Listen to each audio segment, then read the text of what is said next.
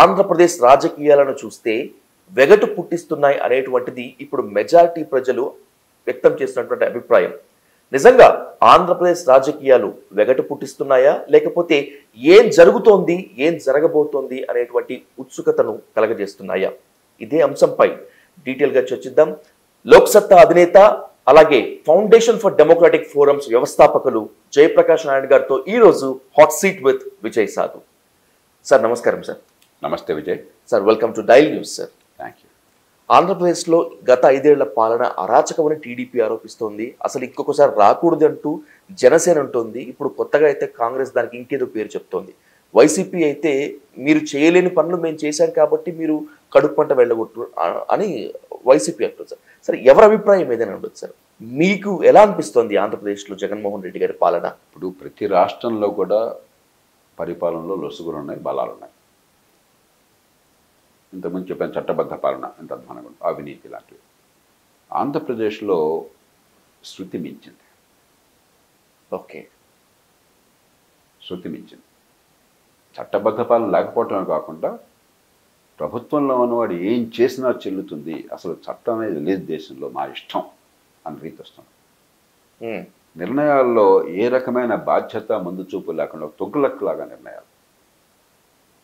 మనం పరిపాలన శాశ్వతమైనది. అధికారంలో వచ్చేవాళ్ళు వస్తారు, రేపు పోతారు, కానీ పరిపాలన శాశ్వతమైనది. మీరు రాగానే మొత్తం మారిపోయి ఇంకోటి ఏదో తొగ్గులకు ఏం చేశాడు, ఢిల్లీ నుంచి దౌలతాబాద్ అన్నట్టు రాజధాని, మళ్ళీ తిరిగి పంపించాడు. ఇప్పటిదాకా తొగ్గుల గురించి మాట్లాడుకుంటున్నాం జీవితంలో. ఆయన పేరు ప్రపంచంలో అందరికీ, దేశంలో అందరికీ తెలుసు. ఎవడన్నా మంచిగా మాట్లాడుకున్నాడా? పిచ్చి నిర్ణయాలు పిచ్చిగా చేస్తున్నారని చెప్పాను. ఆంధ్రప్రదేశ్లో ఆ పరిస్థితి వచ్చింది. అలాగే చట్టబద్ధ పాలన ఏనాడు లేదు, కానీ అది పరాకాష్ఠకి వెళ్ళింది. ఇప్పుడు అసలు చట్టమే లేదు. బడితున్నవాడిదే బర్రే, ఎవడికి గండబలం అంటే రాజకీయ బలం అంటే వాడి చేతుల్లో నడిపోతుందని చెప్పని పరిస్థితి తీసుకొచ్చారు. అందరూ తప్పులు చేస్తున్నారు, దీనిలో ఒకళ్ళు మిగతా వాళ్ళు. కానీ ఇప్పుడు ఒక స్థితి, ఒక గీత దాటిపోయింది. ఇక సంక్షేమం ఖచ్చితంగా అవసరం. ఒక పేద దేశంలో అన్ని రాష్ట్రాల్లో సంక్షేమం ఇస్తున్నారు. టీడీపీ సంక్షేమం ఇచ్చింది, టీఆర్ఎస్ ఇచ్చింది, ఇప్పుడు కాంగ్రెస్ సంక్షేమం పేరుతోనే ఎన్నికల్లో నెగ్గింది. కానీ సంక్షేమమే పరిపాలన అయితే, ఓకే, పెట్టుబడులు, ఆర్థిక అభివృద్ధి, సంపద పెంచటము, ఆ సంపద పెంపులో అందరినీ భాగస్వాములను చేయటము, ఉపాధి కల్పించటము, ఆ ఎజెండా మీకు లేకపోయినట్టయితే మరుగు సదుపాయాలను బాగుపరచడము, అవన్నీ నాశనం చేసి ఉన్న డబ్బు సగం తినేసి సగం దుబారా చేసి మిగతా తలకాస్తే పంచిపెట్టాను సమర్థంగా అని చెప్పని పరిపాలన అంటే ఈ దేశానికి అంతకంటే ప్రమాదకరమైన ఇంకొకటి లేదు. ఆంధ్రప్రదేశ్లో ఆ సమతూకం పూర్తిగా దెబ్బతిన్నది. ఓకే, పెట్టుబడిని ప్రోత్సహించే వాతావరణం లేదు. పెట్టుబడి పెట్టిన వాడు ఎందుకు పాపం చేశామని చెప్పని కన్నీళ్లు పెట్టుకునే వాతావరణం కనిపిస్తుంది. కాబట్టి ఆ పరిస్థితిని మార్చుకోవటం అక్కడ ప్రభుత్వానికి, ఆ రాష్ట్రంలో పార్టీలకు అవసరం. సార్, ఒక సంక్షేమ పథకాలే రాబోయేటువంటి రోజుల్లో నన్ను గెలిపించి తీరుతాయి అనేటువంటి ఒక విశ్వాసం వైఎస్ జగన్మోహన్ రెడ్డి గారిలోనూ అలాగే ఆ పార్టీ నేతల్లో కనిపిస్తుంది. సార్ నిజంగా సంక్షేమ పథకాలు ఓట్లు గెలుస్తాయా? ఎవరు ఓడతారు అనేది మూర్ఖుల వాదన, నాకు అనవసరం. సార్ ఏ రాయితే పళ్ళు కొట్టడానికి నాకు దానిలో ఆసక్తి లేదు. నేను చూసేది ఎవరు గెలుస్తారని కాదు, ఏం జరుగుతుందని. ఎవరు గెలిచినా కూడా తర్వాత జరిగేది ఏంటని చెప్పండి. అందుకని నేను సామాన్య ప్రజల్ని, ఓటర్లని కోరుతున్నాను. సంక్షేమం ఎవడబ్బా సొమ్ము కాదు, వాళ్ళ జేబుల్లోంచో వాళ్ళు దోచుకున్న డబ్బులోంచో మీకు ఇవ్వట్లా. ఓకే, మీ పన్నుల డబ్బుల్లో కొంత భాగాన్ని మీకు ఇస్తున్నారు. మీకోసం ఉమ్మడిగా చేయాల్సిన పనులు చేయకుండా అవినీతికి పాల్పడుతూ అధికారాన్ని రాజ్యం వీరభోజ్యం అనుకుంటూ మీ పన్నుల డబ్బుల్లో కొంత భాగాన్ని, లేకపోతే మీ పిల్లల భవిష్యత్తుని తాకట్టు పెట్టి అప్పులు తీసుకొచ్చిన డబ్బు కొంత మీకు ఇస్తున్నారు. ఎవడబ్బో సొమ్ము కాదు, ఇది మీది. సంక్షేమం కావాలి, కానీ సంక్షేమమే పరిపాలన అయితే 20-30 ఏళ్ల పాటు కూడా మీరు ఇట్లాగే పుచ్చుకునే చేయి మీది, మీ పిల్లలది అయితే, పేదరికంలో పుట్టిన పాపానికి కూలీల పిల్లలు కూలీలుగానే నిరంతరం కొనసాగితే ఎన్నేళ్ళు సంక్షేమం ఉన్నా కూడా, ఎప్పుడు మీది పుచ్చుకునే చేయి అయితే, వాడెవరిదో ఇచ్చే చేయి అయితే దాన్ని మీరు కోరుకుంటున్నారా? మీ పిల్లల బతుకులు బాగుపడాలి, వాళ్ళు తలెత్తుకు బతకాలి, ఎవరితో అయినా పోటీ పడగలగాలి, వాళ్ళ ఉన్న తెలివితేటలను బట్టి పడే కష్టాన్ని బట్టి ఎదగగలగాలి అనుకున్నట్టయితే ఈ రోజువారీగా మీకు అందేది సరిపోతుందా? లేక ఆర్థిక వ్యవస్థ పెరిగి దానిలో మీకు కూడా భాగస్వామ్యం ఉండే వ్యవస్థ కావాలన్నా? అది మీరు ఆలోచించుకోండి, ప్రతి కుటుంబం ఆలోచించుకోవాలి. సంక్షేమం ఎవడి బాబుగాడి సొమ్ము కాదు. వాళ్ళు ఫోటోలు పెట్టి మాత్రం చేత వాళ్ళ జేబుల్లోంచి రావట్లా. వాడు దానకర్ణుడు కాదు, మనం భృత్యులం కాదు. ప్రజాస్వామ్యంలో సార్వభౌములు పౌరులు, పన్ను కట్టేది మీరు. వాళ్ళు మన సేవకులు, మన సేవకుడు మన రాజుగా నటిస్తున్నాడు. దాని నుంచి బయటపడండి. కానీ దీంతోనే మిగతా పరిపాలన అంతా అస్తవ్యస్తంగా ఉంది. మౌలిక సదుపాయాలు లేక, పెట్టుబడులు లేక, ఆర్థిక వ్యవస్థ పెరక్క, ఉద్యోగాల కల్పన లేక,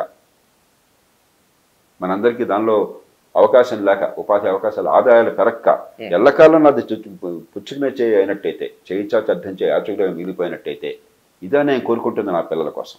ఒక్కసారి మీరు ఆలోచించండి. సంక్షేమ పథకాలు అసలు ఓట్లు కురిపిస్తాయా, ఓటర్లు ప్రభావితం చేస్తాయా? సంక్షేమానికి ఓట్లు పడవన్నది పొరపాటు వాదం. అందులో మనలాంటి పేద దేశంలో ఖచ్చితంగా ఉంటాయి. కానీ నేను చెప్పేది సంక్షేమం వద్దని కాదు.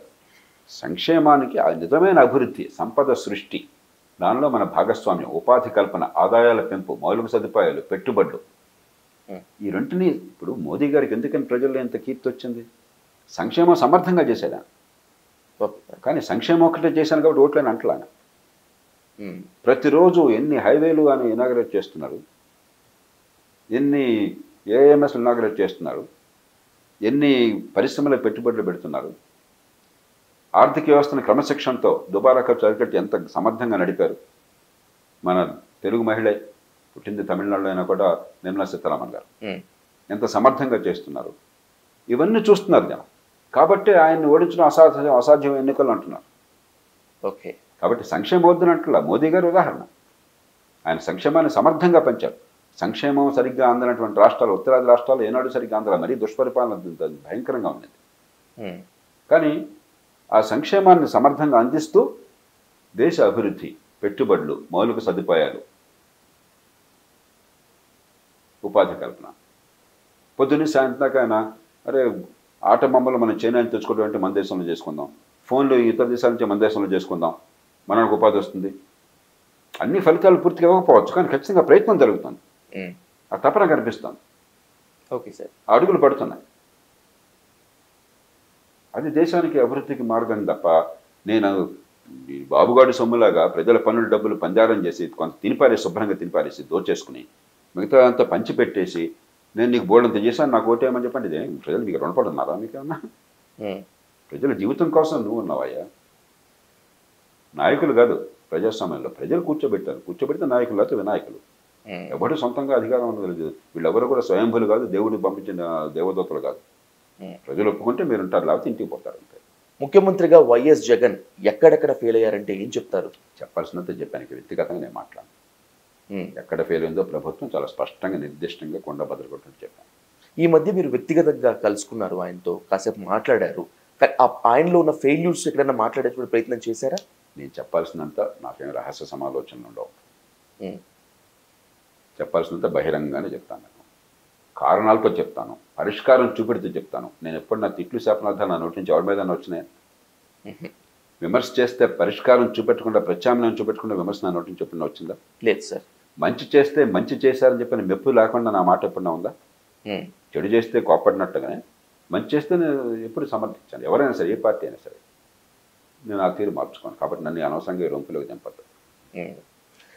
ఈ సంక్షేమ పథకాలే ప్రజల్ని సోమరిపోతులు చేస్తున్నాయి, రాష్ట్ర ఆర్థిక పరిస్థితిని అస్తవ్యస్తం చేసింది అని చెప్పి చంద్రబాబు నాయుడు గారు ఆరోపిస్తుంటారు, టీడీపీ ఆరోపిస్తుంది. అలా అని చెప్పి ఆయన దానికి బ్రేక్ వేయలేదు. రేపు నేను అధికారంలోకి వస్తే ఇప్పటి ప్రభుత్వం అమలు చేస్తున్నటువంటి సంక్షేమ పథకాల కన్నా కూడా ఎక్కువ ఇస్తారని చెప్పి తను మేనిఫెస్టో ప్రకారం ప్రకటించారు. ఇందాక చెప్పాను సమాధానం. సంక్షేమం వద్దు అనేది సాధ్యం కాదు ప్రజాస్వామ్యంలో. ఓకే సార్, నేను సంక్షేమ పథకాలు ఏమీ అమలు చేయనని ఏ ప్రభుత్వం అన్నా, ఏ పార్టీ అన్నా కూడా ఆ పార్టీ 100% ఓడిపోతుంది. రెండోది, ఒక పేదరికంలో ఉన్న సమాజంలో కష్టంలో ఉన్న వాళ్ళు ఆదుకోవటం అవసరం. సంక్షేమం వద్దని ఎవరు అనలేరు, అసలు సాధ్యం అది. కానీ సమతూకాన్ని మళ్ళీ చెప్పేది అదే. ఓకే సార్, అప్పు చేసి పప్పు కూడి తింటే మీకు వచ్చిన ఆదాయం ఉంటుంది. ఒక కుటుంబం అన్నది, ఒక కుటుంబానికి నెలకి 50,000 రూపాయలు అందరు కలిసి సంపాదిస్తున్నారు అనుకుందాం మనం. మీరు తిండికి, మీ ఇంటి అద్దెకి, మీ రోజువారీ ఖర్చులకి 75,000 ఖర్చు అవుతుంది అనుకుందాం. 25,000 అప్పు చేస్తున్నారు. బ్యాంకులో డిపాజిట్ పెంచడం లేదు, పిల్లల కోసం భవిష్యత్తుకు మంచి ఆస్తి కొనటం లేదు, మరేం లేదు. పిల్లలకి అప్పు భారం పెరుగుతోంది. అది నడిచేదనా? కాబట్టి మీకున్న పరిమితమైన వనరుల లోపల మీరు ఎంతైనా సంక్షేమాన్ని ఇవ్వండి. Okay sir. మనం సంపాదించుకున్న 50,000 లోపులు 50,000 లోపల. ప్రభుత్వానికి ఏమవుతుంది?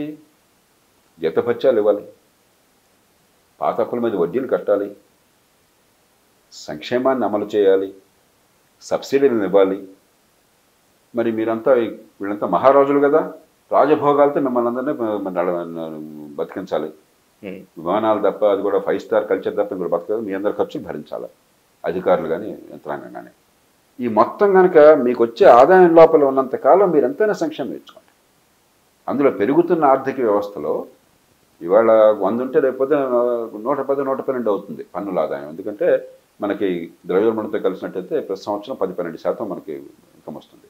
ఆ పరిమితి లోపల చేస్తే దానికి ఇబ్బంది లేదు. అదే సమయంలో మౌలిక సదుపాయాలు, పెట్టుబడులు, మన ఉత్పాదకతను పెంచడం, నైపుణ్యాన్ని ఇవ్వటం, మన యువతకి ఉపాధి కల్పనలో భాగస్వాములు చేయటం. అది ఉపాధి కల్పన అంటే గవర్నమెంట్ ఉద్యోగాలు కాదు. గవర్నమెంట్ ఉద్యోగాలు అంటే తెర కూర్చోబెట్టి జీతాలు ఇస్తారు అనుకుంటున్నారు. గవర్నమెంట్ ఉద్యోగాలు ఇచ్చే బాధ్యత గవర్నమెంట్ మన పనులు, ఉమ్మడి పనులు చేయడం కోసం ఉన్నది. ఉపాధి వచ్చేది ఉత్పత్తిలో, ఉత్పత్తి జరిగేది ప్రైవేట్ రంగంలో. కాబట్టి ఉపాధి కల్పన, దాని మీద దృష్టి పెట్టాలి. ఈ రెండింటి సమతూకం కావాలి. చంద్రబాబు నాయుడు గారికి ఏంటంటే ఆయన మీద నమ్మకం ఏంటంటే ప్రజలకి, ఆయన సమతూకాన్ని పాటించారు గతంలో. ఎన్టీ రామారావు గారు కానీ, రాజశేఖర రెడ్డి గారు కానీ, చంద్రబాబు నాయుడు గారు కానీ సంక్షేమాన్ని సమర్థంగా ఇచ్చారు. ఎన్టీ రామారావు గారు ఆయన కంటే సంక్షేమం ఇచ్చిన వారు ఉన్నారా? అదే సమయంలో ఇరిగేషన్ ప్రాజెక్టులు కానీ, రోడ్లు కానీ, ఆరోగ్య రంగంలో విషయాలు కానీ, స్కూళ్ళు కానీ, మిగతావి కానీ చాలా లాంగ్ టర్మ్ ఇన్వెస్ట్మెంట్స్ జరిగినాయి.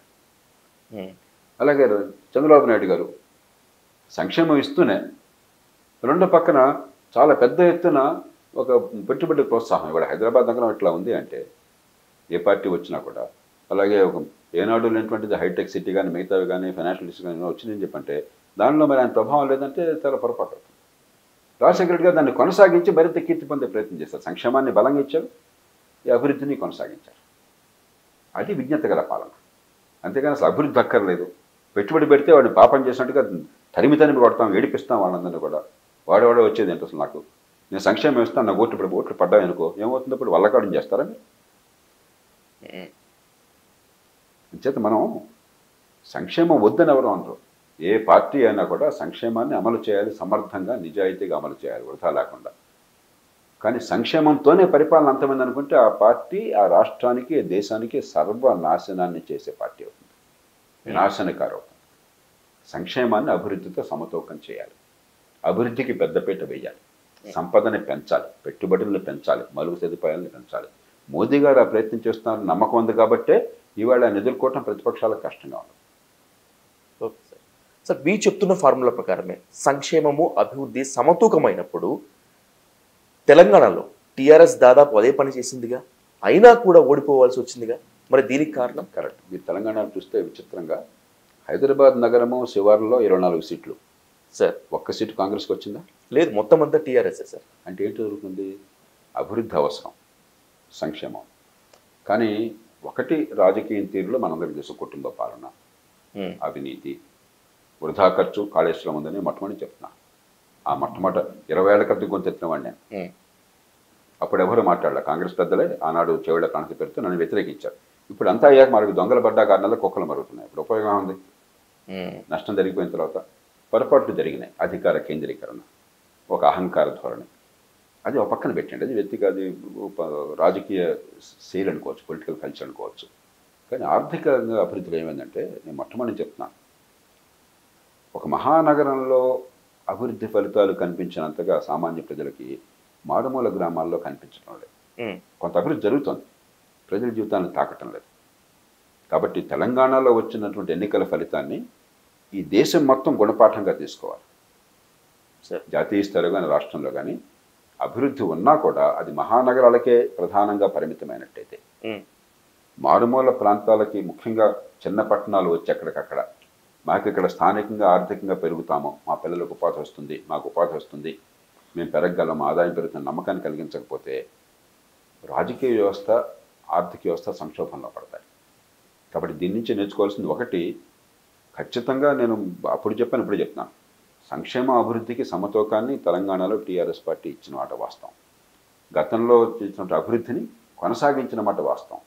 అటు రాజకీయంగా ఎన్ని విభేదాలున్నా కూడా చంద్రబాబు నాయుడు గారు చేసిన రాజశేఖర గారు కొనసాగించారు. రాజశేఖర గారు కాంగ్రెస్ పార్టీ చేసిన దాన్ని టీఆర్ఎస్ కొనసాగించింది. దానిలో ఎవరికి అనుమానం లేదు, అందరూ ఒప్పుకుంటారు. మీరు ప్రైవేట్గా అందరూ ఒప్పుకుంటారు, పబ్లిక్గా ఏమనుకున్నా కూడా. కానీ ఒకటి రాజకీయ సంస్కృతిలో పొరపాట్లు, అంతకు మించి ఆర్థిక నమూనాలో ఇది దేశానికి చాలా కీలకమైన గుణపాఠం. నేను మళ్ళీ వాదిస్తున్నాను. చిన్న పట్టణాలను మీరు అభివృద్ధి చేయకపోతే, మారుమూల ప్రాంతాల నుంచి కూడా కొన్ని వందల కిలోమీటర్లు పొట్ట చేత పట్టుకుని రక్కాడితేగా డొక్కాడక మహానగరాలకి సామాన్యులు చిన్న నైపుణ్యంతో వెళ్లాల్సిన అవసరం వస్తే, ఇక్కడ దుర్భరమైన జీవితం బతకాల్సి వస్తే ఆ నమూనా దేశానికి పనికిరాదు. ఎక్కడికక్కడ చిన్న పట్టణాలు కావాలి, చిన్న నైపుణ్యాలతో మీరు మహానగరాలకు వెళ్ళాల్సిన అవసరం లేకుండా గౌరవప్రదమైన జీవితం అందాలి. వ్యవసాయానికి పరిశ్రమలకి సంధానం కావాలి, గ్రామానికి పట్టణాలకి మంచి సంధానం కావాలి. కాబట్టి తెలంగాణలో ఎన్నికల ఫలితం దేశానికే గుణపాఠం. ఓకే సార్, విభజన పేరుతో ఉమ్మడి ఆంధ్రప్రదేశ్ను విచ్ఛిన్నం చేసి నవ్యాంధ్రప్రదేశ్ని అనాథగా మిగిల్చినటువంటి కాంగ్రెస్ మళ్ళీ నేను ఆంధ్రప్రదేశ్ని పునర్నిర్మిస్తా అంటూ ఏపీలో ఇప్పుడు ప్రచారంలో దూసుకుపోతుంది సార్. కాంగ్రెస్ ఆశలు ఫలిస్తాయా? నేను ఈ రాజకీయ పార్టీల జోలికి నేను వెళ్ళను, నాకు అనవసరం. ఎవరు వచ్చినా నాకు అనవసరం. I'm least interested. ఎవరు పవర్లో ఉన్నాడో నాకు అనవసరం. ఏం చేస్తారు, ఏం జరుగుతుందో నాకు కావాలి. అధికార క్రీడని నేను అసలు లక్ష్యాను. ఎవరున్నా నాకు ఒకటి, ఏం చేస్తారు అంచేత గతం నాస్తి. ఆ పాపంలో అందరూ భాగస్వాములే. ఓకే, ఆ విభజన చట్టంలో మనకు కావాల్సినవి కూడా తెచ్చుకోలేకపోయినారు. నేను పోరాడితే నా ప్రయత్నం వల్ల ఆలస్యంగా 10,400 కోట్ల రూపాయలు మన ప్రభుత్వానికి 2014-15 రెవెన్యూ లోటు చొప్పున వచ్చినాయి. మిగతావి కొన్ని జరిగినాయి, మిగతావి ఏనాడు కూడా రాజకీయంగా చిత్తశుద్ధితో ప్రయత్నం చేయలేదు. సరే, నేను దానిలోకి వెళ్ళాను. మన ఎన్నికల వ్యవస్థలో ఒకసారి 2 పార్టీలు బలంగా ఉన్నాక 3వ పార్టీకి ఎవరికైనా కొంచెం కష్టమేది. కానీ ఎవరికైనా సరే రాజకీయంగా పోరాడే హక్కు ఉన్నది, ప్రజల మీద దగ్గరికి వెళ్ళే హక్కు ఉన్నది. అంచేత ఎవరు నెగ్గుతారో నాకు అనవసరం. నాకు కావాల్సింది ఎవరు నెగ్గినా కూడా సంక్షేమాన్ని, అభివృద్ధితో సమతూకాన్ని తీసుకొచ్చి, కొద్దిపాటైనా చట్టబద్ధ పాలన తీసుకొచ్చి, మరి ఇదంతా రౌడీ రాజ్యంగా కాకుండా, బడితున్నాడిది బర్రె కాకుండా, మరి సామాన్య కుటుంబాల్లో పుట్టిన పిల్లలకు కూడా సంపద సృష్టించడంలో భాగస్వామ్యం చేసి నైపుణ్యాన్ని, నిజమైన విద్యా ప్రమాణాన్ని పెంచి, మంచి ఆరోగ్యాన్ని అందించి, పెట్టుబడులకు ప్రోత్సాహాన్ని ఇచ్చి, మరుగు సదుపాయాలను బాగు చేసి, తీర ప్రాంతంలో ఉన్న రాష్ట్రం, దగాపడుతున్న రాష్ట్రం, దుష్పరిపాలన వల్ల నష్టపోయిన రాష్ట్రం మళ్ళీ పునరుత్తేజాన్ని వచ్చే ఏర్పాటు చేసినట్టయితే మనం దానికి ప్రోత్సహించాలి ఎవరు వచ్చినప్పుడు. ఇప్పుడు వైసీపీని గద్దె దించేందుకు టీడీపీ, జనసేన పొత్తులో ఆల్రెడీ సీట్లు ప్రకటించాయి. బీజేపీ రేపు కలిసి వస్తుందో లేదో కూడా తెలియదు. సరే, బీజేపీ పార్ట్ అలా ఉంచితే జేపీ గారు, టీడీపీ జనసేన పొత్తు, ఆ సీట్ల ప్రకటన తొందరపడి ప్రకటించారా, అట్లా అనుకోవచ్చా? నాకు ఆ వివరాలు తెలియవు కాబట్టి నేను లోతుకెళ్ళలేను. కానీ మన ఎన్నికల వ్యవస్థలో నేను ఇందాక చెప్పాను 2 పార్టీలకే ప్రధానంగా స్థానం ఉండేది. Okay sir. మిగతా పార్టీలకు ప్రజల్లో కాస్త ప్రేమ ఉన్నా మీకు ఓట్లు రావు. ఎందుకంటే first past the post system అంటాం. ఒక ఓటు ఎక్కువ వస్తే గెలుపు, ఒక ఓటు తక్కువ వస్తే ఓటమి అన్నటువంటి ఎన్నికల వ్యవస్థ మధ్య. కాబట్టి పొత్తులు అనివార్యం.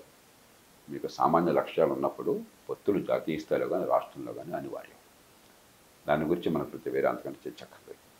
ఇక ఆ పొత్తుల్లో మరి కామన్ ఎజెండా ఉండాలి, రాష్ట్ర భవిష్యత్తు పట్ల ప్రేమ ఉండాలి, తర్వాత రాజకీయంగా సర్దుబాట్లు కావాలి. ఆ వివరాలు మీరు సర్దుబాట్లు ఏం చేసుకుంటారో నాకు తెలియదు. ప్రధానంగా ఇప్పుడు టీడీపీ, జనసేన మధ్య పొత్తుతో ఎంత కాదనుకున్నా కూడా ఒక ప్రశ్న ముందుకు వస్తుంది. కాపు వర్సెస్ కమ్మ, కాపుల ఓట్లు కమ్మలకి బదిలీ అయ్యేటువంటి ఛాన్స్ ఉందా అనేటువంటిది. అంటే నిజంగా ఇప్పుడున్న రాజ్యాధికారం కోసం పోరాడుతున్నటువంటి కాపులు, ఇప్పుడు నేను ఇందాక చెప్పాను, మన ఎన్నికల వ్యవస్థలో చిన్న పార్టీలకి స్వతంత్రంగా మనుగడ సాగించేది చాలా కష్టమైనప్పుడు పొత్తులు అనివార్యం. పోటీ ప్రధానంగా మనలాంటి దేశాల్లో 2 ప్రధాన పార్టీల మధ్య ఉంటుంది రాష్ట్రాల్లో. ఏ రాష్ట్రానికి ఆ రాష్ట్రం ఒక 2 పార్టీ సిస్టమ్ అన్నట్టు లెక్క, 2 పార్టీల వ్యవస్థ అన్నట్టు లెక్క. తెలంగాణలో మన ఎన్నికల్లో, నేను ఎన్నికలకు ముందు సంవత్సరం ముందు చెప్తాను, సంవత్సరం నుంచి నిజమైన పోరాటం టీఆర్ఎస్కి మరొక పార్టీకి మధ్య కాదు, కాంగ్రెస్కి బీజేపీకి మధ్య. ఎందుకంటే టీఆర్ఎస్ ఎట్లాగో అధికారంలో ఉన్న పార్టీ కాబట్టి తెలంగాణలో ప్రభావశీలమైన కీలకమైన పార్టీ, అధికారంలో ఉన్నా లేకపోయినా, కనీసం ఇప్పటి వరకు. రేపు ఏమవుతుందో చూద్దాం. మిగతా 2 పార్టీల్లో ఏ పార్టీ 3వ పార్టీ అవుతుందో ఆ పార్టీ ప్రజల మనసులో పలచబడిపోతుంది. కాబట్టి 2వ స్థానం కోసం పోరాటం. కొంతకాలం పాటు బీజేపీ 2వ స్థానానికి వచ్చినట్టు కనిపించింది ఎన్నికలకు 1 సంవత్సరం క్రితం.